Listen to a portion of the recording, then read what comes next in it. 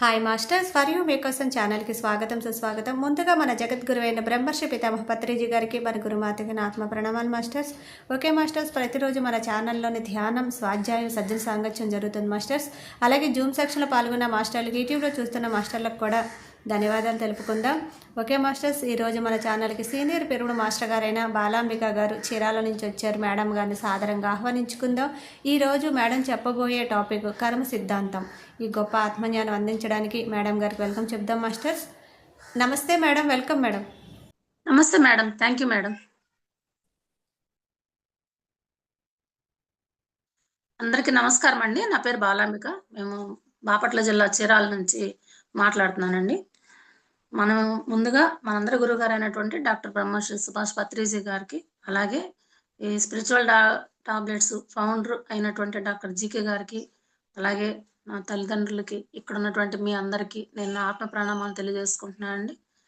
ఇవాళ మనం చెప్పుకోబోయే టాపిక్ ఏంటంటే కర్మ సిద్ధాంతం అండి.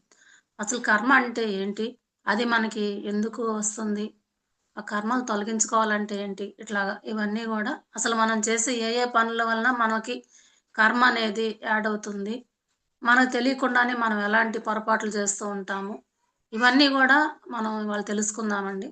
అసలు కర్మ సిద్ధాంతం అనేది ఏ విధంగా పనిచేస్తుంది, వీటి గురించి కొంతవరకు మనం తెలుసుకుందామండి ఇవాళ.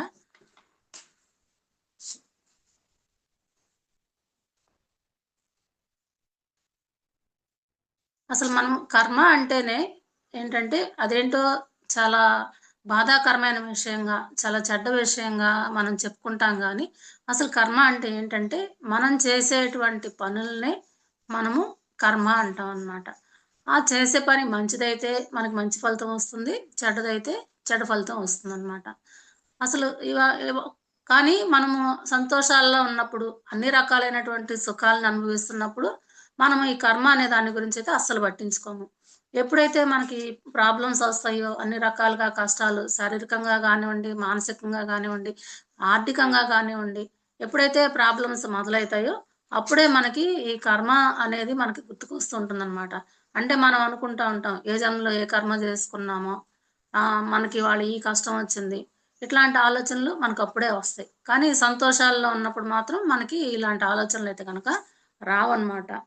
అసలు ఇక్కడ ఈ కర్మ అనేది ఏంటంటే మనం ఒక శిక్ష అనుకుంటాం కానివ్వండి, కానీ అది మనకి ఒక శిక్షణ అన్నమాట. అంటే ఒక ఒక ఎగ్జాంపుల్ ఏంటంటే, మనకి బ్యాంక్ నుంచి 1,00,000 రూపాయలు లోన్ తీసుకుందాం అనుకున్నాము. మరి అది తీర్చాలంటే మనము నెలకు ఒక 5,000, నెలకు ఒక 10,000, ఎంతో కొంత 2,000 మనం తీరుస్తూ ఉంటే ఆ 1,00,000 రూపాయలు అప్పు అనేది మనకి తీరిపోతుందన్నమాట. మనం ప్రతి నెల అయ్యో ఈ నెలలో నేను 2,00,000 కట్టాల్సి వస్తుంది, ఈ నెలలో నేను 5,00,000 కట్టాల్సి వస్తుంది, ఇట్లా అనుకొని బాధపడతామా మనము? లేకపోతే ఇంకా ఈ నెలలో ఒక 5,000 కట్టేసాం కదా, ఒక 5,000 అప్పు తీరిపోయింది, ఈ నెలలో ఒక 10,000 కట్టేసాం కదా, మనం ఇంకా 90,000 కడితే చాలు, ఇట్లా అనుకుంటామా? కర్మ కూడా ఏంటంటే మనకి దాన్ని ఈ ఈ అప్పు అనేది మనం చేసినటువంటి పాపకర్మల యొక్క ఫలితం అన్నమాట. అదే ఇప్పుడు మనం అనుభవించే కష్టం ఏంటంటే మనం ప్రతి నెల మనం తీర్చేటువంటి లోన్ లాంటిదన్నమాట. మనం ఏమనుకోవాలంటే ఈ కర్మని ఈ ఈ కష్టాలని మనం అనుభవిస్తున్నప్పుడు ఏమనుకోవాలంటే, గత జన్మల్లో మనం చేసినటువంటి ఈ చెడు కర్మల్ని మనం నిదానంగా వీటిని అనుభవిస్తూ దాన్ని తీర్చేసుకుంటున్నాము అని అనుకోవాలన్నమాట. అప్పుడు మనకి ఈ కర్మల్ని అనుభవిస్తున్నా కానీ కష్టం కలగకుండా ఉంటుంది. ఎందుకంటే ఇవాళ మనకు వచ్చే ఏదైనా కానీ ఏదో ఒక జన్మలో మనం చేసుకున్న దానటువంటి ఫలితమే అన్నమాట. దాన్ని మనము ఇవాళ అనుభవిస్తున్నాము. అది చేసింది అంటే ఆ అప్పు చేసింది మనమే కాబట్టి దాన్ని తీర్చుకోవాల్సిన బాధ్యత కూడా మనదే. అది మనం ఎంత ఎక్కువగా చేసుకుంటే మనం తీర్చుకోవాల్సింది అంత ఎక్కువగా ఉంటుందన్నమాట. ఇప్పుడు సపోజు ఇక్కడ ఒక ఎగ్జాంపుల్ ఏం చెప్పారంటే ఈ రచయిత గారు, ఒక ముళ్ళపంది దగ్గరికి మనం వెళ్ళామనుకోండి, ముళ్ళపంది ఏం చేస్తుందంటే సహజంగా దాని దగ్గరికి ఎవరైనా వస్తే ఒక్కసారిగా ఒళ్ళు విదిలించుకుంటుంది అనమాట. ఏమవుతుందంటే దాని ఒంట్లో ఉన్న ముళ్ళన్నీ ఫోర్స్గా వచ్చి దాని దగ్గరికి ఎవరైతే వెళ్ళారో వాళ్ళ ఒంట్లో గుచ్చుకుంటాయి అన్నమాట. మనం చేసింది ఆ కర్మ అనుకుంటే గనక మనకిప్పుడు ఆ ఒక్కొక్క ముళ్ళు తీసే కొద్దీ కొంచెం కొంచెం బాధ తగ్గిపోతా ఉంటుందన్నమాట. అంటే ఇప్పుడు మనం ఈ అనుభవించే కష్టం గూడా ఒక్కోటి కష్టం అనుభవిస్తా ఉంటే ఒక్కొక్క కర్మ మన నుంచి వెళ్ళిపోతుందన్నమాట. అప్పుడు మాత్రమే మనము ఈ కర్మల నుంచి అవుతామని జెప్పి చెప్తున్నారన్నమాట.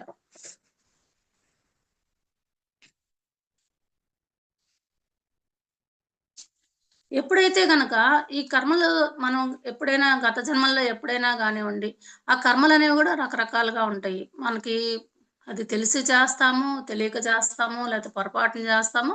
మన ద్వారా అవి జరిగినప్పుడేంటంటే, ప్రతిదీ గూడా మన అకౌంట్‌లో యాడ్ అవుతూనే ఉంటాయన్నమాట.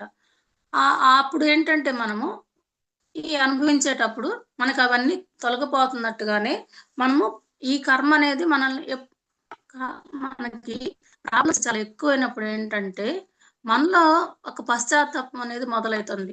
చాలా తీవ్రతగా వచ్చినప్పుడు, అప్పుడు మాత్రమే మనలో మార్పనేది వస్తుంది. సహజంగా కానీ ఇది దురదృష్టకరమైన విషయం ఏంటంటే, మనం అన్ని రకాలైనటువంటి ఆనందాలని, సంతోషాలని అనుభవించేటప్పుడు, మనలో మార్పనేది రాదనమాట. మన జీవితం సవ్యంగా జరిగిపోతుంది అంతకాలం గూడా. ఎప్పుడైతే మనము ఇతరులు సపోజ్ ఎగ్జాంపుల్ అందరూ మనల్ని విపరీతంగా వాళ్ళ మాటలతో బాధపెట్టి, మన మనసుని కష్టపెట్టారనుకోండి, మనకి ఆ కష్టాన్ని తట్టుకోలేనప్పుడు మనలో మనమే ఆలోచించుకొని తర్వాత మనం ఎలా మారిపోతారంటే వాళ్ళు, ఇతరులు మనల్ని మాట అంటుంటే మనకింత కష్టంగా ఉంది గదా!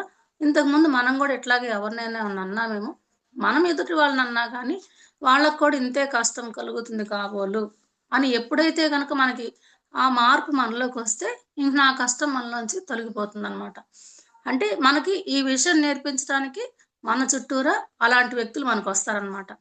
మనకి ఏదైతే ఇవాళ మనం అనుభవిస్తున్నామో, అది ఎప్పుడో ఒకప్పుడు మనం ఇతరుల పట్ల చేసి ఉంటామనమాట. ఆ చేసినప్పుడు మనం వాళ్ళనన్నప్పుడు వాళ్ళ కష్టం ఎలాంటిదనేది మనకు తెలీదు. కానీ ఈరోజు వాళ్ళు మనల్ని అంటున్నప్పుడు, ఆ కష్టం ఏంటో మనకు తెలుసుకొని, ఎప్పుడైతే గనక నేను ఇంక ఇప్పుడే కాదు ఎప్పుడు కూడా ఇతరులు నన్నంటంటే ఇవాళ నాకెంత బాధగా ఉందో, నేను ఇతరులను అన్నప్పుడు గూడా వాళ్ళు అంతే బాధపడి ఉంటారు అనే విషయాన్ని మనం గమనించుకున్నప్పుడు, ఇంకా అంతటితోటి ఆ కర్మ తొలగిపోతుంది. అట్లా అవి నేర్పించటానికే ఈ కర్మ మనకొస్తుంది గానీ, అంతకంటే వేరే ఏమీ కాదనమాట. ఇంకా కర్మ అంటే ఎలా ఉంటుందంటే, మనం జన్మ తీసుకున్నప్పటి నుంచి గూడా ప్రతిరోజు గూడా మనం చేసేటువంటి పనులతోటి మనమే ఒక విత్తనాలు చల్లుకోవటం లాంటంట. అవి మంచి పనులైతే అవి ఏ మామిడి చెట్లు అలాగా మంచి మంచి విత్తనాల కింద మనం లెక్కేసుకోవాలి. లేదు అవి చెడు కర్మలనుకోండి, అవి ఈ ఈ హాని కలిగించే ముళ్ళ చెట్లు లాంటివుంటాయి గదా! అలాంటివేవో అలాంటి విత్తనాలు మనం నాటుకున్నట్లనమాట. మనం పుట్టిన దగ్గర నుంచి చనిపోయే వరకి గూడా ప్రతిరోజు మనం ఈ విత్తనాలనేవి చల్లుకుంటూనే ఉంటామంట. కానీ మనొచ్చేసరికి వాటి యొక్క ఫలితాలని మనం అనుభవిస్తున్నాం. కానీ మనకేమైతుంది, అవి మనకి ఎదుటి వాళ్ళెవరో మనల్ని ఏదో చేస్తున్నారనే ఆలోచనే తప్పించి మనకి, మనం చేసిన పనుల యొక్క ఫలితమే ఇది అనేది మనం గ్రహించుకోలేకపోతున్నాము. ఎప్పుడైతే అది గ్రహించుకుంటామో, మనం చేసిన పనుల యొక్క ఫలితమే ఇవాళ మనం అనుభవిస్తున్నాము అనేది ఎప్పుడైతే గ్రహించుకుంటామో, ఆటోమేటిక్‌గా ఆ పనులు చేయటం మానేస్తాము. అంటే మనం ఆ విత్తనాలనేవి చల్లుకోవటము ఆపేస్తామనమాట. అప్పుడు ఇంక వాటి యొక్క ఫలితాలు గూడా మనకి ఆ ముళ్ళు గుచ్చుకోవటం అనేది అలాంటిది లేకుండా మనల్ని మనమే కాపాడుకుంటాము. అంటే ఇవాళ మనం ఏదైతే అనుభవిస్తున్నామో దానికి కారణం కేవలం మనమే కానీ ఇతరులు ఎంత మాత్రము కాదు అనే విషయము మనకి ఈ కర్మ సిద్ధాంతం అనేది తెలియజేస్తుందనమాట.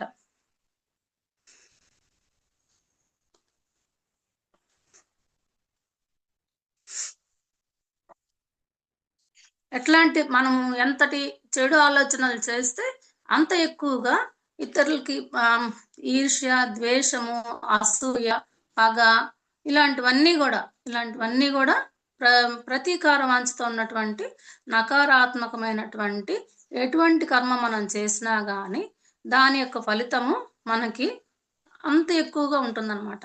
ఈ కర్మ సిద్ధాంతము ఎంత స్పష్టంగా, ఎంత ఖచ్చితంగా ఉంటుందంటే, మనం ఇప్పుడు 2 రెళ్ళు 4 అనుకుంటాము. అంటే కనీసం అది 3.999 కూడా కాదనమాట. అంటే ఇప్పుడు ఒక రూ. 2కి ఇంకొక రూ. 2 కలిపామంటే రూ. 4.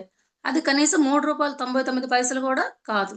అట్లాగే కర్మ గూడా అంత ఒక్క 0.0 కూడా తక్కువ, ఎక్కువ కాకుండా అంత ఖచ్చితంగా మన మీద పనిచేస్తుందంట ఆ కర్మ అనేది. అది మనం తెలిసి చేసినా, తెలియక చేసినా, మనం చేసిన ప్రతి పని యొక్క ఫలితాన్ని మనం అంత ఖచ్చితంగా అనుభవించాల్సిందే. ఇది విశ్వ నియమం అన్నమాట. అన్ని మతాల్లోని చాలా చాలా విషయాలు వేరే వేరేగా ఉండొచ్చు గానీ, భగవంతుడి విషయంలో గానీ, ఇంకా ఏ ఏ ఏ విషయాలైనా గానీ, కొన్ని మతాల్లో ఒక రకంగా, కొన్ని మతాల్లో ఒక రకంగా ఉండవచ్చు గానీ, కర్మ గురించి మాత్రం ప్రతి మతము చెప్పేది ఒక్కటే.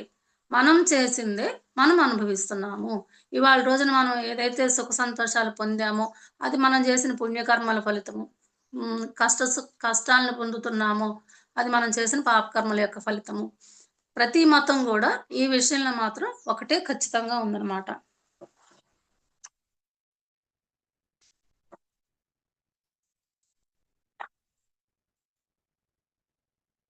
ఇంకొక విషయం ఏంటంటే, కర్మ అనేది ఎలా ఉంటుందంటే, ఒక చుట్టూరా చాలా కొండలున్నాయనుకోండి. కొండల మధ్యలోకెళ్ళి ఖాళీ ప్లేస్ ఉంటుందనుకోండి. మనం అక్కడి నుంచొని పెద్దగా ఓయ్ అని అరిస్తే, అది కొంతసేపటికి రిఫ్లెక్ట్ అయ్యి చాలా సార్లు వినిపిస్తుంది. ఆ ఓయ్ అనే మాట. మనం పెద్దగా ఏదైతే అరుస్తామో, అదే అరుపు మనకి 2, 3 సార్లు అలా వినిపిస్తుంది. తర్వాత కూడా ఇంకా అది ఒక కొండ నుంచి ఇంకో కొండకి, ఇంకో కొండ నుంచి ఇంకో కొండకి అట్లా రిఫ్లెక్ట్ అవుతూనే ఉంటుందంట. మనం విన్నా, వినకపోయినా ఎంత చాలా చిన్న సౌండ్ వచ్చిన దాకా కూడా అదట్లా మనం చేసినది ఏ కర్మైనా గానీ అన్ని సార్లు అది ఒక కొండ దగ్గర నుంచొని మనం ఓయ్ అంటే ఎలా రిఫ్లెక్ట్ అవుతుందో, మనం చేసేటువంటి ప్రతి పని గూడా అదే విధంగా తిరిగి మన వద్దకే చేరుతుంది అని జెప్పి ఇది చెప్తున్నారనమాట వీళ్ళు.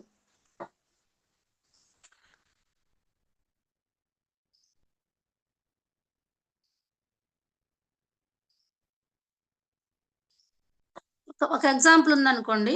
ఎవరికైనా ఒక వ్యక్తి అతని ఆరోగ్యం పట్ల శ్రద్ధ చూపించలేదు. అతను అన్ని రకాలైనటువంటి దుర్వ్యసనాలకి అతను అలవాటు పడిపోయాడు. దాని కారణంగా ఏమవుతుంది? కొంతకాలానికి అతని ఆరోగ్యం పూర్తిగా దెబ్బతింటుంది. ఆరోగ్యం పూర్తిగా దెబ్బతిన్నప్పుడు ఆహ్, ఈయనతను అనారోగ్యం పాలయ్యాడనుకోండి. అనారోగ్యం పాలైతే అతనేం జేస్తాడింకా? అతను చేసే వ్యాపారం గాని, అతను చేసే ఉద్యోగం గాని, వ్యవసాయం గాని, అతని పనేంటనేది అతను సక్రమంగా చేయలేకపోతాడు. ఆ పని సక్రమంగా చేయలేకపోయినప్పుడు ఏమైతుంది? అతనికి ఆదాయం అనేది తగ్గిపోతుంది. మరి ఆదాయం తగ్గిపోయిన తర్వాత, ఆ దిగులుతోటి అతను ఇంకా ఈ దురలవాట్లకి అలవాటు పడిపోయాడనుకోండి. ఇంక ఇంట్లో ఆర్థిక పరిస్థితులు గూడా అన్నీ దెబ్బతినిపోతాయి. అట్లాగే కుటుంబ సభ్యులతోటి వాళ్ళ యొక్క సంబంధ బాంధవ్యాలు అన్నీ దెబ్బతినిపోతాయి.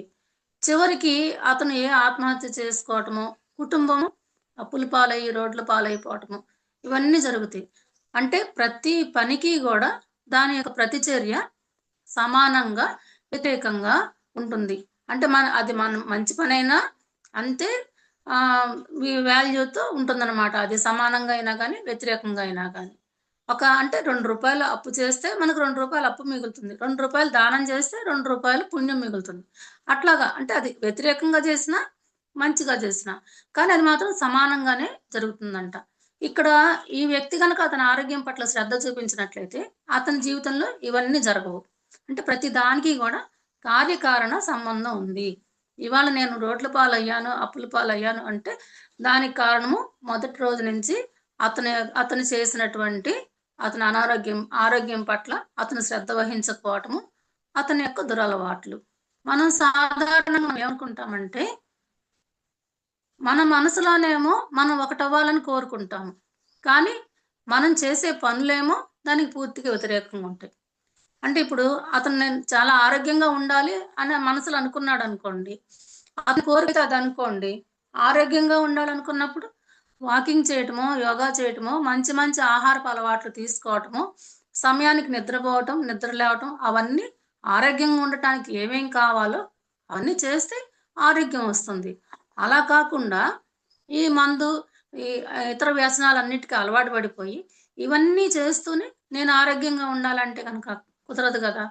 అట్లాగే మనం ఏదైనా గానీ ఇక్కడ ఇక్కడ ఎందుకు ఇంత తేడా వస్తుందంటే, మనమేమో మన జీవితంలో గోల్స్ ఏమో ఒక రకంగా పెట్టుకుంటున్నాము. ఒకటవ్వాలనుకుంటున్నాము. కానీ మనం చేసే పనులు దానికి పూర్తిగా వ్యతిరేకంగా చేస్తున్నామనమాట. ఎప్పుడైతే మనం ఏదైతే అవ్వాలనుకుంటున్నామో, దానికి తగిన విధంగా మన పనులు గనక మనం చేసుకున్నాము అంటే గనక, అప్పుడు ఈ కర్మలనేవి, చెడు కర్మలనేవి యాడ్ అవ్వకుండా ఉంటాయన్నమాట. అలాగా చేయలేకపోయినప్పుడు ఏం జేస్తున్నారు చాలామంది, దగ్గర దారి ఏదైతే ఉంది, దాన్ని ఆశ్రయిస్తున్నారు. ఇప్పుడు బాగా చాలా ఎక్కువగా డబ్బు సంపాదించాలి, బాగా కోటీశ్వరుడినవ్వాలి, అలాంటి కోరిక ఉందనుకోండి, వాళ్ళు కష్టపడి పని చేయడము, తెలివితేటలు ఉపయోగించడము, అవన్నీ చేసుకొని సంపాదిస్తే, దాని ద్వారా వాళ్ళకి చెడు కర్మలు ఏమి పెద్దగా అంటవు. దానికోసం అని జెప్పి దొంగతనాలు చేయటము, మోసాలు చేయటము, ఇవన్నీ చేసి సంపాదించారనుకోండి, అదప్పుడు వాళ్ళకి చెడు కర్మగానే అవుతుంది గదా! అంటే మన లక్ష్యం ఏదైతే పెట్టుకున్నామో, దాన్ని న్యాయంగా చేయడానికి పట్టుదలతోటి అలా చేస్తే, దాని వలన ఉపయోగం ఉంటుందనమాట. అలా కాకుండా ఇట్లా చేసినప్పుడే మనకి ఈ చెడు కర్మలన్నీ గూడా వస్తూ ఉంటాయి.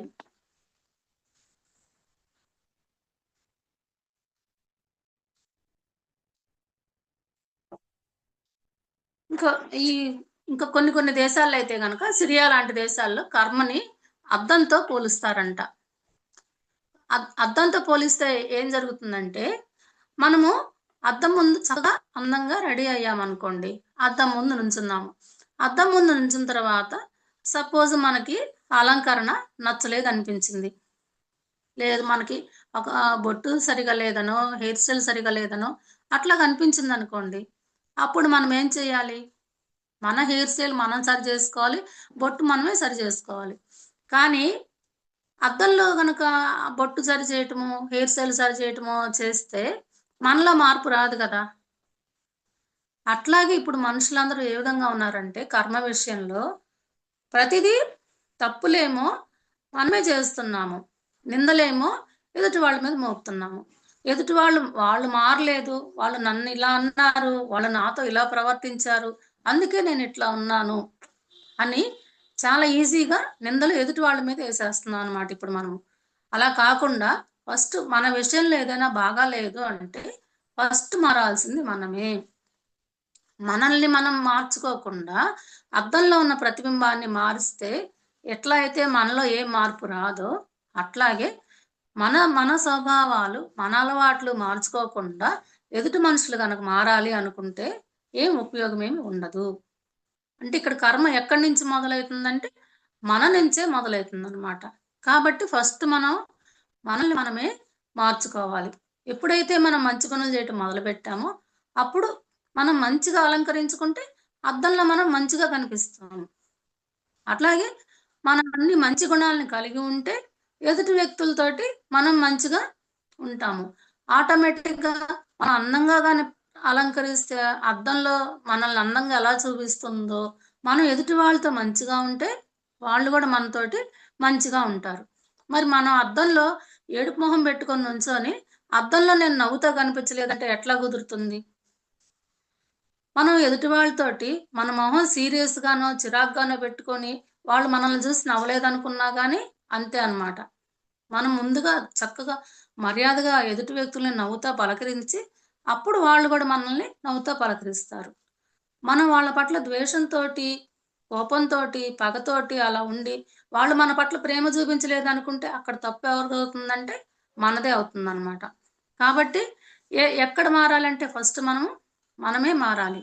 మన ప్రతిబింబాన్ని మార్చినందువలన మనకేం ఉపయోగం లేదు. అంటే ఎదుటి వ్యక్తులు మారాలనుకోవటం వలన మనకు ఉపయోగం లేదనమాట. ఎదుటి వ్యక్తులు మారాలి అనుకున్నప్పుడు ఫస్ట్ మనం మారి, మన స్వభావంతోటి, ప్రేమతోటి ఎదుటి వ్యక్తుల్ని మార్చుకుంటే ఆటోమేటిక్‌గా మన పరిస్థితులు గూడా సక్రమంగా అయిపోతాయన్నమాట. అప్పుడు మన నుంచి ఏమి కర్మ ఎదుటి వాళ్ళకి వెళ్ళనప్పుడు, ఎదుటి వాళ్ళ నుంచి కూడా మనకొచ్చే కర్మ గూడా ఆగిపోతుంది. ఇప్పుడు సపోజ్ మనమే ఎదుటి వ్యక్తిని పరుషంగా ఒక 10 మాటలు అన్నామనుకోండి, వాళ్ళు మనల్ని ఒక 10, 20 అంటారు గదా! అంటే అప్పుడు కర్మ ఎక్కడ మొదలైంది ఫస్టు? మన దగ్గరనే మొదలైంది. మనం అనకపోతే అటునుంచేం రాదు గదా! అలాంటప్పుడు అంటే ఇప్పుడు అద్దంలో మనం ఎలా అయితే నవ్వుతా గనక చూస్తే అద్దం గూడా మనం నవ్వుతానే కనిపిస్తాము. అంటే ఎదుటి వ్యక్తులతో మనం ఎంత సౌమ్యంగా, ప్రశాంతంగా, చిరునవ్వుతోటి, ప్రేమతోటి ఉంటే అటునుంచి కూడా అలాగే ఉంటాయి. అప్పుడు కర్మలనేవి ఇటు నుంచి వెళ్ళవు, అటు నుంచి కూడా రావన్నమాట. మొట్టమొదట మనల్ని మనమే సరి చేసుకోవాలన్నమాట.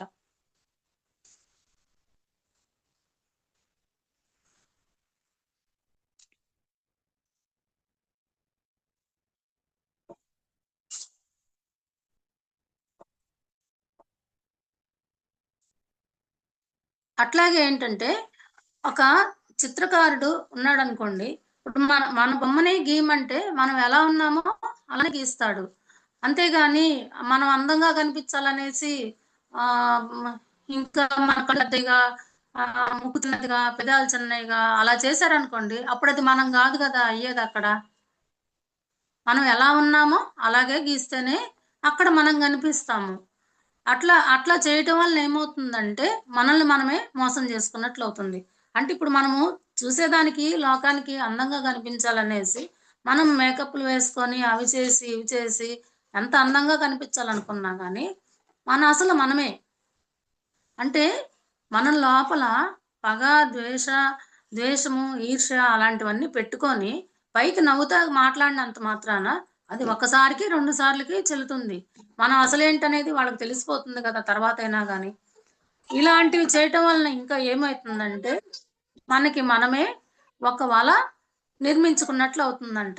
మనం చేసే ప్రతి పని గూడా ఒక వలలాగా మారతాయంట.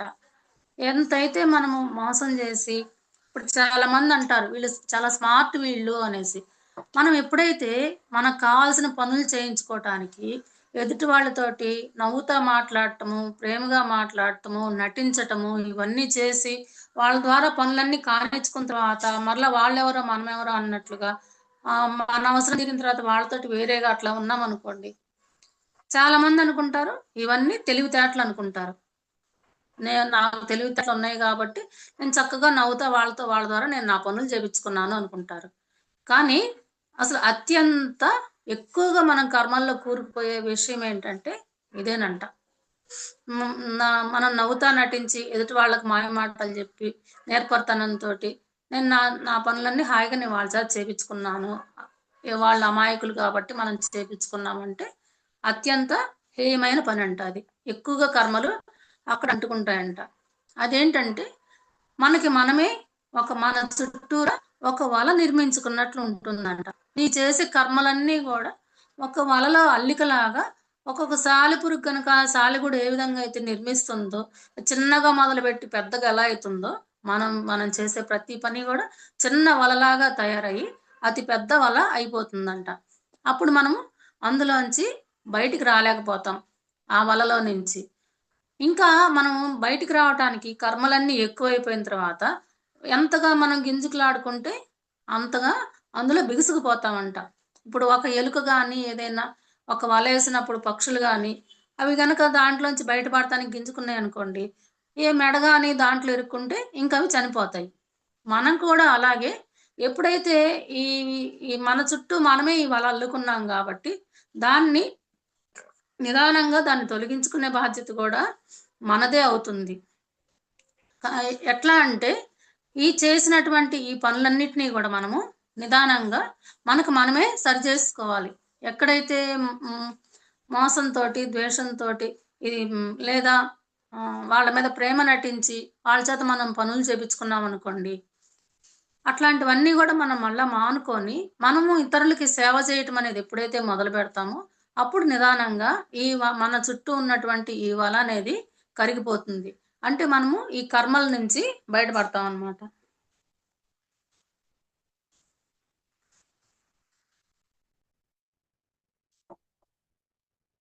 ఇంకొకటేంటంటే, ఈ కర్మని కొన్ని దేశాల్లో ఒక త్రాసుగా జెప్తారంట. అంటే మనము కూరగాయలవి తూకం వేసుకుంటాం చూడండి. కాటా అంటారు గదా! దానిలాగా చెప్తారంట ఈ కర్మని కొన్ని కొన్ని దేశాల్లో. అది ఎట్లా అంటే, త్రాసులో ఒకవైపు ఒక ఒక కేజీ రాయి ఉందనుకోండి. ఇటువైపు కూడా కేజీకి సరిపడా కూరగాయలు గానీ, సరుకులు గానీ వేస్తేనే అది 2 వైపులా సమానంగా ఉంటుంది. అలా కాకుండా ఇటువైపు ఏది ఎక్కువైతే గనక ఎటువైపు ఎక్కువుంటే ఆ ముల్లు అటువైపు మొగ్గు చూపిస్తుంది. అట్లాగే మనకి ఇటువైపు ఈ తూకం రాయి, కేజీ రాయి ఇటువైపు పెట్టినా కానీ, ఇటువైపు పెట్టిన వస్తువును బట్టి మనం ఇచ్చే వెల ఉంటుంది. అంటే అవి కూరగాయలైతే ఒక రేటు ఉంటుంది. ఆ కేజీనే. అవే వెండి బంగారాలైతే ఇంకొక రేటు ఉంటుంది. ఆ కేజీకి సరిపడా. అట్లాగే ఇంకా చిల్లర సరుకులు కానివ్వండి. అంటే ఇటువైపు మనం పెట్టే వస్తువును బట్టి అన్నీ కేజీనే. కానీ మనం పెట్టే వస్తువును బట్టి మనం కట్టే ఖరీదు, ఇచ్చే ఖరీదు ఉంటుందన్నమాట. అదే విధంగా ఇటువైపు మనం చేసే పనులను బట్టి దాని యొక్క ఫలితము అంత ఎక్కువగా ఉంటుందంట. ఇటువైపు మనం పెట్టేవి చెడు కర్మలైతే గనక చెడు ఫలితాలు అంత ఎక్కువగానే అనుభవిస్తాము. మంచి పనులైతే గనక మంచి ఫలితాలని అంతగానే అనుభవిస్తాము. అది ఏ విధంగా అయితే ఆ ముళ్ళు కొంచెం కూడా అటు ఇటు పోకుండా ఏ విధంగా అయితే చూపిస్తుందో, ఇటువైపు ఉన్న రాయికి సరిపడా ఎంతైతే ఖచ్చితంగా చూపిస్తుందో అంత ఖచ్చితంగానే ఆ మంచైనా గాని, చెడైనా గాని మనం అనుభవిస్తాం అన్నమాట. అంటే ప్రతి మతంలో గూడా ఒక్కొక్కళ్ళు ఒక్కొక్క ఉదాహరణ జెప్పారు. ఒక్కొక్కళ్ళు కొండల దగ్గరకని జెప్పారు. ఒక్కొక్కళ్ళు అద్దం దగ్గరని జెప్పారు. ఒక్కొక్కళ్ళు ఈ కొలమానం తూకం వేసే కాటా అని జెప్పారు. ఎవరు ఎట్లా చెప్పినా గాని కర్మ నియమం మాత్రం ఒకటే. అది ఒక్క చిన్న పాయింట్ గూడా తేడా రాకుండా మనం ఎంత చేస్తే అంత మనం అనుభవించవలసిందే. ఒకవేళ మనం ఎవరికైనా గాని ఒక 10,000 రూపాయలు డబ్బులు తీసుకొని, లేదా ఒక 1,00,000 రూపాయలు డబ్బులు తీసుకొని, దాన్ని గనక మనం తిరిగి ఇవ్వకుండా వాళ్ళని ఇబ్బంది పెట్టామనుకోండి, అది 5 రోజుల తర్వాతైనా, 500 సంవత్సరాల తర్వాతైనా, 5,000 సంవత్సరాల తర్వాతైనా గానీ, అది ఏ కర్మ అయినా గానీ, దాని ఫలితం మనల్ని తిరిగి మనల్ని ఒక బలమైన అల గనక ఎలా వచ్చి మనల్ని తాకుతుందో సముద్రం దగ్గర, అంత బలంగానే వచ్చి మనల్ని కొడుతుందంట అలలాగా. అయితే అప్పటికి ఎంత ఎంత లేట్ అయితే ఉంటుందో, అంటే ఇప్పుడు అంత అంత టాక్స్ కట్టినట్టే. పన్నుతో సహా, లేదా మామూలుగా ఎగ్జాంపుల్ చెప్పాలంటే వడ్డీతో సహా అన్నమాట. ఇవాళ మనం తీసుకున్న 5,000 రూపాయలు ఒక 500 సంవత్సరాల తర్వాత అయితే అది 5,00,000 అయితే 5,00,000, 5,00,00,000 అయితే 5,00,00,000. అంటే ఎంత చిన్న పాయింట్ కూడా తేడా లేకుండా అంతా మనం దాన్ని తిరిగి చెల్లించవలసిందే. కాబట్టి అలాంటి పని చేసి నేను తెలివిగా వాళ్ళ దగ్గర డబ్బులు తీసుకొని వాళ్ళని మోసం చేశాను అని ఇవాళ మనం ఎంతైతే సంతోషపడతామో, దానికి వడ్డీతో సహా అంత కష్టాన్ని, అంత బాధని మనం ఏ జన్మలో అయినా గానీ మనం అనుభవించవలసిందే. అంటే ఇక్కడ ఎగ్జాంపుల్ డబ్బులతో చెప్పారు. డబ్బులే కాకుండా ఏ పని చేసినా ఇతరుల పట్ల మనం ఏ సరికాని పని చేసినా గానీ దాని ఫలితాన్ని మనం త్వరగా వెంటనే తీర్చుకుంటే కొంచెంతో పోతుంది. లేదంటే చాలా ఎక్కువ మొత్తంలో దాన్ని మనం వాళ్ళకి తిరిగి చెల్లించవలసిందే అన్నమాట. కాబట్టి కర్మ నియమం అనేది అంత ఖచ్చితంగా ఉంటుందన్నమాట.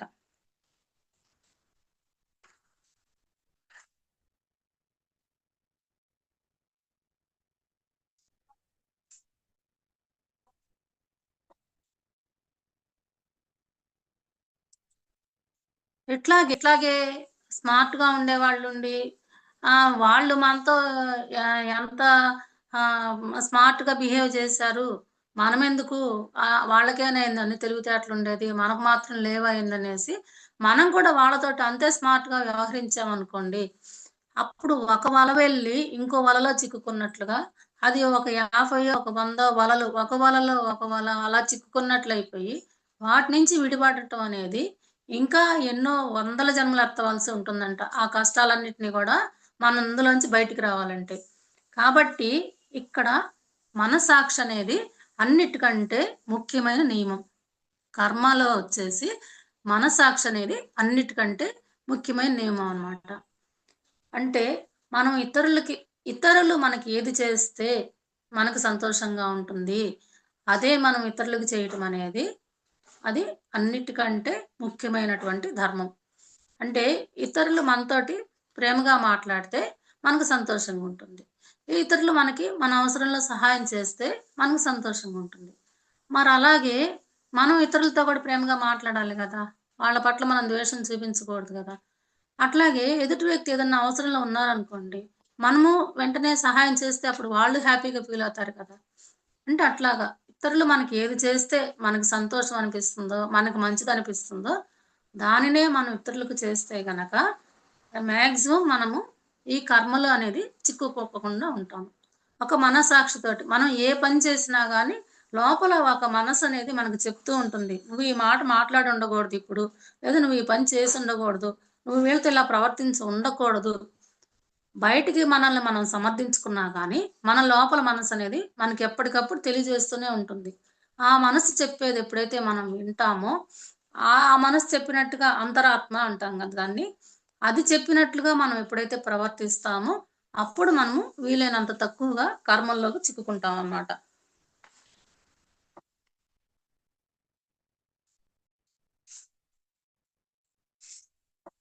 ఈ కర్మనేదేంటంటే శారీరక స్థాయిలో ఉంటది. మానసిక స్థాయిలో ఉంటుంది. ప్రాణమయ శరీరంలో ఉంటుంది. ఆత్మ స్థాయిలో గూడా ఉంటుందనమాట. ఒక్కొక్క స్థాయికొచ్చేసరికి ఒక్కొక్క రకంగా పనిచేస్తుందిది.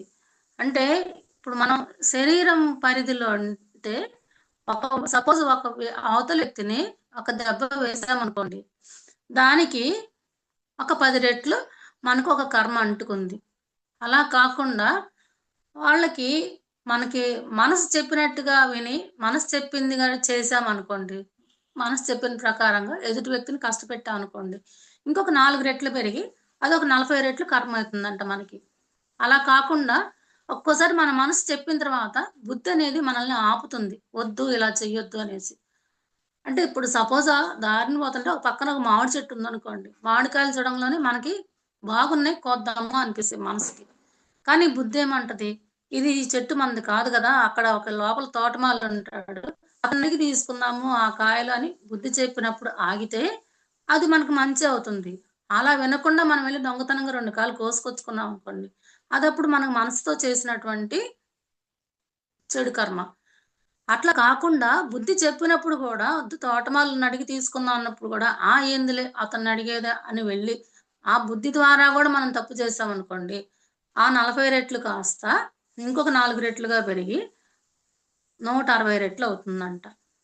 అలా కాకుండా మనం ఆత్మ స్థాయిలోకొచ్చి, ఆత్మ జ్ఞానాన్ని పొందిన తర్వాత కూడా, మనం ఇంకా ఈ ఒక జ్ఞానాన్ని తెలుసుకోని గూడా ఇంకా మనం తప్పులు చేస్తూ ఉంటే, దానికింకా ఇంకా 4 రెట్లు. అంటే 640 రెట్లు అవుతుందంట. ఇట్లాగా ఈ విధంగా ఈ కర్మనేది మనం చేసే స్థాయిని బట్టి గూడా పెరుగుతూ ఉంటుంది. ఏమీ తెలియని స్థితిలో చేసినప్పుడు శరీరంతో పాటు స్థితిలో ఉండి ఒక వ్యక్తి చేసిన దానికి ఆత్మస్థాయి మనసు స్థాయిని దాటి, బుద్ధి స్థాయిని దాటి ఆత్మ స్థాయికి కూడా వచ్చిన తర్వాత ఆ జ్ఞానం తెలుసుకొని ధ్యానం చేస్తూ ఇంత స్థితికొచ్చిన తర్వాత గూడా వాళ్ళు గనక తప్పులు చేస్తే వాళ్ళకి పడే శిక్ష గూడా అంత ఎక్కువగానే ఉంటుందంట. అంటే చెప్తారు, బ్రహ్మ జ్ఞానం తెలిసిన బ్రాహ్మణుడికి 1000 కొరడా దెబ్బలు అని జెప్పి ఒక రాజుగారు తీర్పిస్తారంట. ఒకే ఒకే పని ఒక ఊర్లో ఒక చదువురాని వ్యక్తి తప్పు చేస్తాడంట. అదే తప్పు ఒక బ్రాహ్మణుడు గూడా చేస్తాడంట. వాళ్ళిద్దరిని రాజుగారి దగ్గరికి తీసుకెళ్తే రాజుగారు ఆ చదువురాని వ్యక్తికి 10 కొరడా దెబ్బలు, ఈ బ్రాహ్మణుడికి 1000 కొరడా దెబ్బలు విధిస్తారంట. బ్రాహ్మణుడు అడుగుతా అంటే, ఇద్దరం చేసింది అదే అంటే బ్రాహ్మణుడంటే ఇక్కడ బ్రహ్మజ్ఞానం తెలిసిన వ్యక్తి. ఇద్దరం చేసింది ఒకటే తప్పు గదా! మరి నాకెందుకు ఇన్ని దెబ్బలంటే, అతను తెలియక చేశాడు. నీ దగ్గర చాలా బ్రహ్మజ్ఞానం ఉంది. నీకు తెలుసు. తెలిసి కూడా కావాలని చేశావు.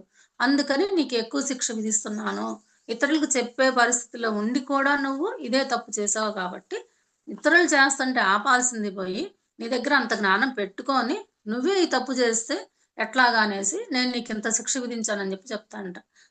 అట్లాగే మనము ఆత్మస్థాయిలో గనక చేశామంటే ఇదంతా, ఇంకా ఎక్కువ శిక్షని అనుభవించవలసి ఉంటుంది.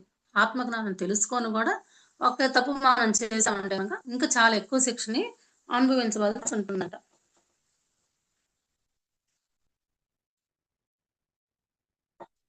మరి ఈ కర్మలు మనము ఎట్లా తొలగించుకోవచ్చంటే, ఎంత ఎక్కువగా సేవ చేస్తే అంత త్వరగా మన కర్మలనేవి మనకి తొలగిపోతా ఉంటాయన్నమాట. ఎప్పుడైతే నేను, నాది అనేది మనము ఎంత ఎక్కువగా మర్చిపోయి ఇతరుల కోసమే సమాజం కోసం కానివ్వండి, వాళ్ళ యొక్క ఆధ్యాత్మిక ఎదుగుదలకి, మన యొక్క ఆధ్యాత్మిక ఎదుగుదలకి మనం ఎప్పుడైతే ప్రయత్నిస్తుంటామో అప్పుడు ఈ కర్మల నుంచి మనం బయటపడుతూ ఉంటాం అన్నమాట. ఇక్కడ ఏంటంటే ప్రకృతికి మనం ఏమి ఇస్తే గనక ప్రకృతి మనకి తిరిగి అదే ఇస్తుంది. అది మనం ఎంత ఇస్తే తిరిగి అంతే ఇస్తుంది. అది తీసుకోవటం గనక లేట్ అయితే దాన్ని వడ్డీతో సహా తిరిగి చెల్లిస్తుంది. అది పాపమైనా గాని, పుణ్యమైనా గాని. అంటే ఎక్కడ కర్మ మొదలవుతుందంటే మన నుంచే మొదలైతుంది. మనము చేసే ప్రతి పని గూడా ఇవాళ మనం అనుభవించే దానికి కారణం ఏంటి అంటే అది ఎప్పుడో ఒకప్పుడు మనం చేసిన పనే. ఇవాళ ఎంత తీవ్రంగా అనుభవిస్తున్నామంటే అప్పుడు మనం దాన్ని అంత తీవ్రంగా చేసి ఉంటామని అప్పుడైతే మనం అర్థం చేసుకుంటామో, ఇతరులను నిందించడం వచ్చినప్పుడు ఇతరులను నిందించడం మొదలుపెడతాం మనము. సహజంగా ఏంటంటే ఎవరైతే మనల్ని ఎక్కువగా ఇబ్బంది పెడతారో, కష్టాల పాలు చేస్తారో వాళ్ళ మీద మనకు ఆటోమేటిక్‌గా ద్వేషభావం అనేది వస్తుందన్నమాట. కానీ మనము ఈ విషయాన్ని గనక కర్మను గనక అర్థం చేసుకున్నామంటే, ఇవాళ వాళ్ళు మన పట్ల ఇలా ఉన్నారు అంటే, ఇది ఒకప్పుడు చేసింది నేనే అన్న ఆలోచన గనక మనం తెచ్చుకున్నామంటే గనక, అప్పుడు ఫస్ట్ ద్వేషించుకోవాల్సింది ఎవరినంటే మనల్ని మనమే. ఎందుకంటే ఏదో జన్మలో మనం వాళ్ళకది చేయబట్టి, ఇవాళ వాళ్ళు మనకది చేస్తున్నారు. అంటే తప్పు మనదే. ఈ జ్ఞానం తెలుసుకున్నప్పుడు ఏంటంటే, ఎదుటి వ్యక్తి మనం కష్టపెట్టినప్పుడు గూడా మనకు ఆటోమేటిక్‌గా ఈ ఆలోచన వచ్చిందనుకోండి. ఎప్పుడో మనం కూడా ఇలాగే వాళ్ళని ఇబ్బంది పెట్టాము. అందుకే ఇవాళ ఆ ఇబ్బంది ఎలా ఉంటదో తెలుసుకోవడానికి, మనకు తెలియజేయటానికి వాళ్ళు మనకు వచ్చారు అనేది ఆ జ్ఞానాన్ని మనం ఎప్పుడైతే తెలుసుకోగలుగుతామో, ఆ కర్మ తొలగిపోతుంది. అంటే ఫస్ట్ మనం చేయవలసింది పశ్చాత్తాపం పడాలన్నమాట. ఒక ఒక కష్టం వచ్చినప్పుడు పశ్చాత్తాపం పడి దానికి ప్రాయశ్చిత్తం చేసుకోవాలి. ఒకటి అనుభవించినప్పుడు ఫస్ట్ పశ్చాత్తాపం అంటే మనం ఎవరికో ఇలా చేసుంటాము. అందుకే మనకి ఇవాళ ఇలా వచ్చింది అనేది పశ్చాత్తాపం. ప్రాయశ్చిత్తం ఏంటంటే సేమ్ అలాంటి కష్టంలోనే ఎవరైతే ఉన్నారో వాళ్ళని గనక మనం ఆదుకున్నామనుకోండి, అప్పుడు మనం చేసిన పనికి ప్రాయశ్చిత్తం జరిగిపోతుందన్నమాట. అంటే ఆ కష్టాన్ని మనం పడే కష్టము ఇతరులు పడినప్పుడు వాళ్ళని ఆ కష్టం నుంచి తప్పించామనుకోండి, అప్పుడేంటంటే మనకి కర్మ పరిహారం అనేది జరుగుతుందనమాట. పశ్చాత్తాపం పడాలి. తర్వాత దానికి మనం ప్రాయశ్చిత్తం చేసుకోవాలనమాట. తర్వాత అది మనం ఇంకెప్పుడు గూడా ఏ జన్మలోనూ గూడా ఇంక నేను ఎవరిని ఈ విధంగా ఇబ్బంది పెట్టను అని అనుకున్నప్పుడు, ఈ కష్టం అనేది మనకి తగ్గటం మొదలైతుంది. ఆ తర్వాత మనం ఇట్లాగా ప్రాయశ్చిత్తం చేసుకొని సేమ్ అదే కష్టంలో ఎవరైతే ఉన్నారో వాళ్ళకి మనము సహాయం చేసినా గాని, ఈ కర్మ నుంచి మనము విడుదల జరుగుతుందనమాట మనకి. ఇదంతా ఎప్పుడు జరుగుతుందంటే, ఆ అంతులేని కష్టం అనేది మనకొచ్చినప్పుడు మాత్రమే మనలో ఒక అంతర్మథనం మొదలైతుందనమాట. వీళ్ళ నాన్నగారిదేమో మెడికల్ షాప్. అంటే ఆయుర్వేదం గాని అలాంటివేవో మందులిచ్చేటువంటి వృత్తిలో వాళ్ళ నాన్నగారు ఉంటారనమాట.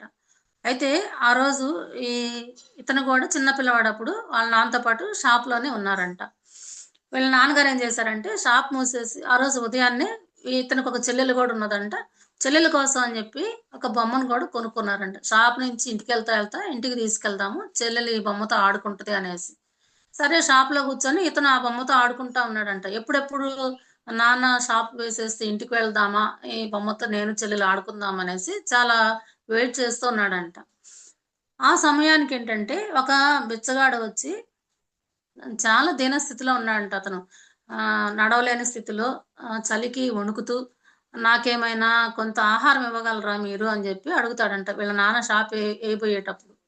వాళ్ళ నాన్నగారేంటంటే లోపలికి పిలిచి రొట్టె పెట్టి కొంచెం వేడి నీళ్ళు అవి ఇచ్చి ఇవి ఇవి ఇది తినేసి కొంచెం ఇవి తాగండి. మీరు కొంచెం ఈ చలి బారి నుంచి రక్షించబడతారని జెప్పిన తర్వాత షాపులో ఉన్నటువంటి మందులేవో కొన్ని అతనికిచ్చి ఇది వేసుకొని 10 నిమిషాలు కూర్చోండి అని జెప్పి చెప్పాడంట. ఈ అబ్బాయేమో ఇంటికి వెళ్లి బొమ్మతో ఆడుకోవటానికి ఇంకా లేట్ అయిపోతుంది ఎట్లాగా అని జెప్పి వాళ్ళ నాన్నని అడుగుతాడంట. తొందరగా వెళ్దాము అనేసి. లేదు ఇతను కష్టాల్లో ఉన్నాడు బాగా. ఈ కొంచెం ఆగి వెళ్దాము. ఇంకొక అరగంట, గంట లేట్ అవుతుంది అంతే కదా! అనేసి. అతను షాపు వేసి షాపు లోపల అతన్ని కూర్చోబెట్టి అతనికి పరిచర్యలు చేస్తున్నాడంట. అతనికి భోజనం అది పెట్టి అట్లాగా. ఇంతలోకే బయట నుంచి పెద్దగా కేకలు వినిపిస్తూ ఉన్నాయంట. ఒక అరగంట తర్వాత వీళ్ళు ఆ కేకలు వినిపించినప్పుడు కూడా వీళ్ళ నాన్న తలుపైతే షట్టర్ అయితే తీయలేదంట షాప్‌ది. తర్వాత కొంచెం బయట నుంచి కేకలు వినిపియటము, ఏడుపులు అవన్నీ తగ్గిన తర్వాత చూస్తే ఒక ఎద్దు ఆహ్, అదేంటంటే దానికేదో అదొక పిచ్చిలాగా. ఆ ఎద్దు ఏం చేసిందంటే దారిన వెళ్ళిన వాళ్ళందరిని గూడా పొడుచుకుంటా వెళ్ళిపోయిందంట. ఈ రైటర్ చెప్తారు. అదే గనక ఆ బొమ్మ తీసుకొని మేము గనక ఇంటికి వెళ్తూ ఉన్నట్లయితే, ఆ రోజు దారిలో నేను, మా నాన్నగారు ఇద్దరం చనిపోయేవాళ్ళము. దాదాపుగా 40 మంది చనిపోయారు ఆ రోజు. ఆ ఎద్దు పొడవటం మూలంగా. మేము అదే దారిలో ఉండేవాళ్ళమి. మేమిద్దరం గూడా చనిపోయేవాళ్ళమేను అని జెప్పి, ఇంక మా నాన్నగారు ఆ బిచ్చగానికి అనేకమైనటువంటి కృతజ్ఞతలు తెలియజేశారు. నీవు ఇవాళ నీ ఆహారం కోసం వచ్చావు. ఆహ్, నీ మూలంగానే మా ప్రాణాలు కాపాడబడినియి అనేసి. కానీ అక్కడ విషయం ఏంటంటే, ఆ రోజు మేము చేసిన మంచి కర్మ యొక్క ఫలితమే మా ప్రాణాలు నిలబడ్డాయి. అతను వచ్చినప్పుడు గనక, ఇప్పుడు మేము ఇంటికెళ్ళే తొందరలో ఉన్నాము. ఇక్కడ నీకు ఆహారం లేదు, మందులు లేవు, ఏం లేవు. నువ్వు వెళ్ళిపో అని అన్నట్లయితే గనక, అతను వెళ్ళిపోయేవాడు ఇంకో షాప్‌కి.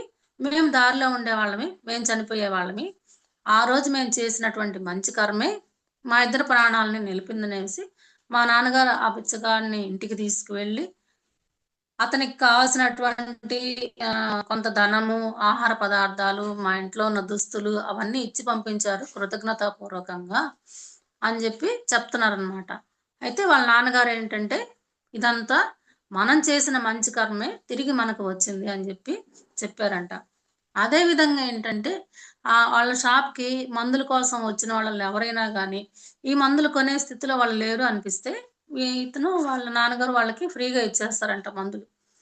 వాళ్ళ అమ్మగారేమో, "మన పరిస్థితే అంతంతగా ఉంది. మీరందరికీ అట్లా ఫ్రీగా ఇచ్చేస్తే ఎట్లాగా" అనంటే, "ఈరోజు నేనిచ్చింది ఏదైనా గానీ, రేపు నా బిడ్డలకి అక్కరికి వస్తది. అందుకని నేనిస్తున్నాను" అని జెప్పి చెప్పేవాడంట. అట్లాగే ఇవాల్టి రోజున ఒకప్పుడు మా పరిస్థితయితే గనక మిడిల్ క్లాస్ కంటే కూడా తక్కువగా ఉండేది. ఇవాల్టి రోజున నేను పెద్ద చదువు చదువుకున్నాను. మంచి స్థితిలో ఉన్నాను. నా లైబ్రరీలో కొన్ని వేల పుస్తకాలున్నాయి. నేనింత ఆత్మజ్ఞానాన్ని పొందానంటే, దానికి కారణం మా నాన్నగారు చిన్నప్పటి నుంచి మాకు కర్మ సిద్ధాంతాన్ని తెలియజేస్తూ, మంచి, చెడు వాటి యొక్క ఫలితాలు మనకు ఏ విధంగా తిరిగొస్తాయి, ఇవన్నీ చెప్పుతూ మమ్మల్ని పెంచటమేననేసి చెప్తారనమాట. అంటే మనము మన తర్వాతి తరాన్ని మంచి వైపు మరల్చే బాధ్యత గూడా మన మీదే ఉంది. అంటే మనం మన పిల్లల్ని, వాళ్ళు వాళ్ళ పిల్లల్ని, ఈ విధంగా మనం పుట్టినప్పటి నుంచి గూడా పిల్లలకి మంచి, చెడు చెప్పుతూ పెంచి, వాళ్ళ ద్వారా అనవసరమైనటువంటి చెడు కర్మలు జరగకుండా చూసే బాధ్యత కూడా మన మీదే ఉందనమాట. అంటే మన పిల్లలు చెడు దారి పట్టారు అంటే, అక్కడ మనం వాళ్ళ పట్ల మన బాధ్యత మనం నిర్వర్తించట్లేదు. వాళ్ళేం చేస్తున్నారు? ఏం మాట్లాడుతున్నారు? అవేవి మనం గమనించుకోకుండా ఉన్నప్పుడే వాళ్ళు ఆ విధంగా అవుతారు. కాబట్టి వాళ్ళు చేసే పనిలో గూడా మనకు కూడా కర్మ ఉంటుందనమాట. కాబట్టి మన పిల్లల్ని లేదా మన చుట్టూ ఉన్నటువంటి వాళ్ళనైనా గానీ, వీలైతే వాళ్ళనైనా గానీ ఒక మంచి కర్మ ద్వారా చేయించి, మంచి వైపు మరల్చాల్సిన బాధ్యత మన మీద ఉందనమాట.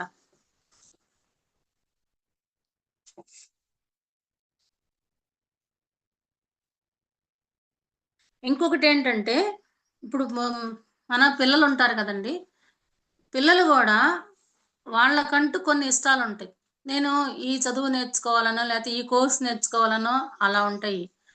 అట్లా ఉన్నప్పుడు, అట్లా కాకుండా మనము నేను చిన్నప్పుడు డాక్టర్ అవ్వాలనుకున్నాను, లేతే నేను చిన్నప్పుడు లాయర్ అవ్వాలనుకుంటున్నాను.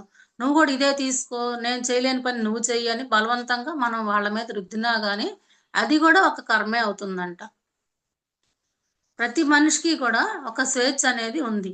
అంటే ఆ స్వేచ్ఛని మనం మంచిగానే వాడుకోవాలి. దుర్వినియోగం అనేది అసలు చేయరాదు. అట్లాగా పిల్లలు చెడు దారిలో వెళ్తుంటే మనం మార్చి వాళ్ళని అలా చేయకూడదు, ఇలా చెయ్యి అని చెప్పవచ్చు గానీ, వాళ్ళంటూ గనక వాళ్ళ కెరీర్ పరంగా వాళ్ళేదైనా నేనిది నేర్చుకోవాలనుకుంటున్నాను, ఇది చేయాలనుకుంటున్నాను.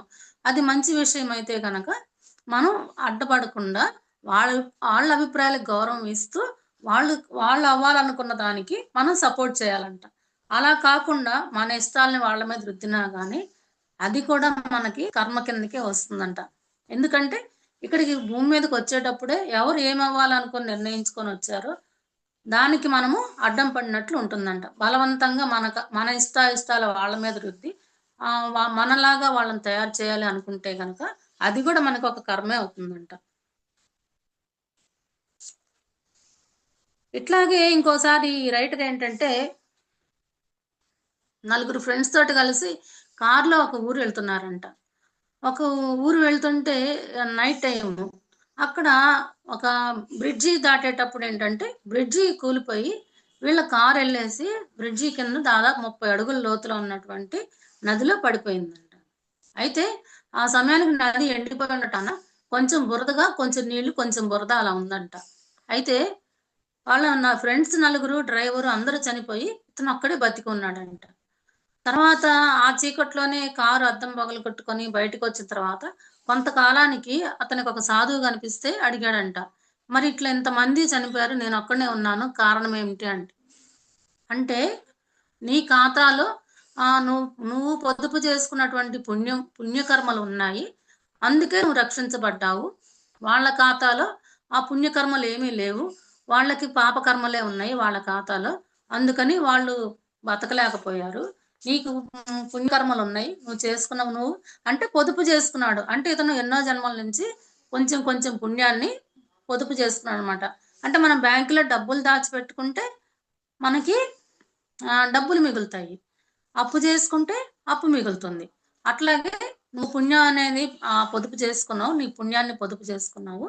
అందుకే ఇంకా ఈ చెడు కర్మ పోగా కూడా ఇంకా నీకు పుణ్యకర్మలే ఉన్నాయి నీ దగ్గర. ఆ ఉన్న పుణ్యకర్మలే ఇవాళ నిన్ను ఈ కష్టం నుంచి నిన్ను బయట వేసిందని చెప్పి చెప్తారంట.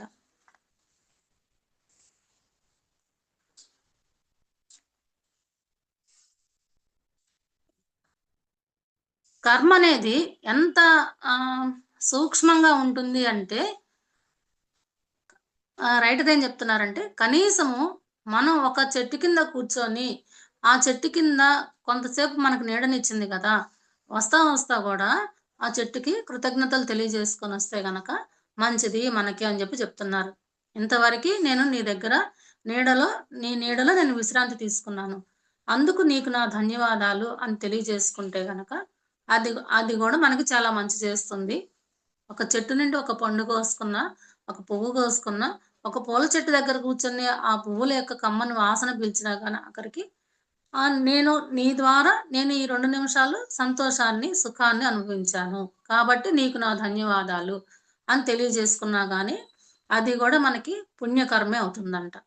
అంటే ఇప్పుడు చెట్టు కొట్టేస్తే ఎలా పాపకర్మ అవుతుందో అట్లా అది కూడా మనకి పుణ్యకర్మే అవుతుందంట. ఈ కర్మలు, చెడు కర్మలు ఎక్కువగా చేసుకున్న వాళ్ళ జీవితాలు ఎంత హీనంగా ఉంటాయో తెలుసుకోవాలంటే ఎవరైనా కానీ హాస్పిటల్స్‌కి, జైళ్ళకి, అనాథ శరణాలయాలకి వెళ్తే గనక తెలుస్తుంది. అంటే వీళ్ళు ఎంత క్రూరమైన కర్మలు చేసుకుంటేనో గత జన్మల్లో ఇట్లాగా హాస్పిటల్ బెడ్ మీద పడుంటారు. ఇవాళ ఇన్ని రోగాల పాలయ్యారు వీళ్ళు.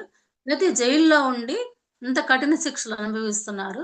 లేదంటే ఒక అనాథ శరణాలయంలో ఉండి తిండికి లేక, బట్టలకి లేక ఇవాళ ఇంత ఇబ్బంది పడుతున్నారనేది అక్కడికి వెళ్తే తెలుస్తుందనమాట. అక్కడికి వెళ్ళినప్పుడు మనం ఏమనుకోవాలంటే, మనం ఎప్పుడూ కూడా చెడు కర్మలు చేయరాదు. చేస్తే చివరికి మన పరిస్థితి కూడా ఇదేను అనేది మనకు బాగా అర్థమవుతుందంట. ఎంత చెడు కర్మలు చేయకపోతే వీళ్ళు ఇవాళ ఈ స్థితిలో ఇక్కడున్నారు అనేది అక్కడికి వెళ్ళినప్పుడు మనకి అర్థమవుతూ ఉంటుంది. కాబట్టి ఈ ఈ కర్మ అనేది మనకి అంత సూక్ష్మంగా దాని యొక్క ఫలితాన్ని కొంచెం కూడా తేడా లేకుండా దాని యొక్క ఫలితాన్ని మనకిస్తూ ఉంటుంది. మేడం 11 అయినట్లుంది. ఆపమంటారా? చెప్పమంటారా?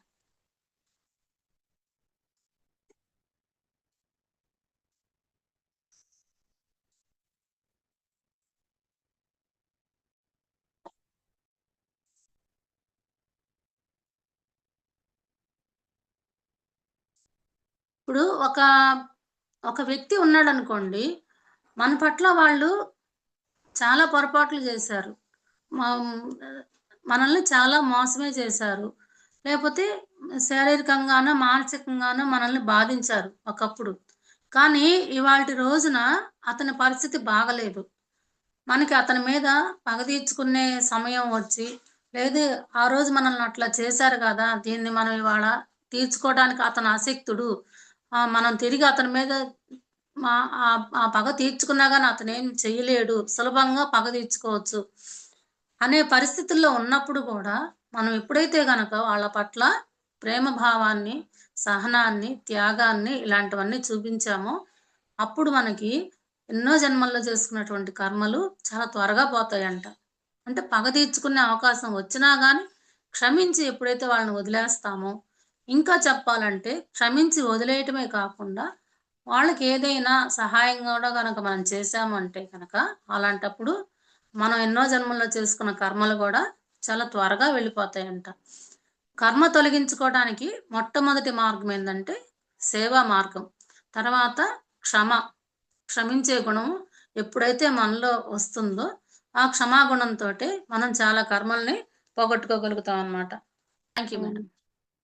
Thank you madam. Thank you so much madam. For you మీకోసం మన ఛానల్కి వచ్చి ఎంతో గొప్ప ఆత్మజ్ఞానం అందించిన బాలాంబిక గారికి ధన్యవాదాలు తెలుపుకుందాం మాస్టర్స్. అలాగే మాస్టర్స్ ప్రతినిత్యం ఎరుకతోటి ధ్యానం, స్వాధ్యాయం, సజ్జన సాంగత్యం చేద్దాం మాస్టర్స్. అందరి చేత చేయిద్దాం మాస్టర్స్. వైజాగ్కి మెగా పిరమిడ్ రావాలని పరమ గురువుల కోరిక, పత్రిగారి కోరిక, పత్రి మేడం కోరిక. మనం అందరం సంకల్ప ధ్యానం చేసి వైజాగ్కి మెగా పిరమిడ్ వచ్చేలా చేద్దాం masters. Thank you masters. Thank you.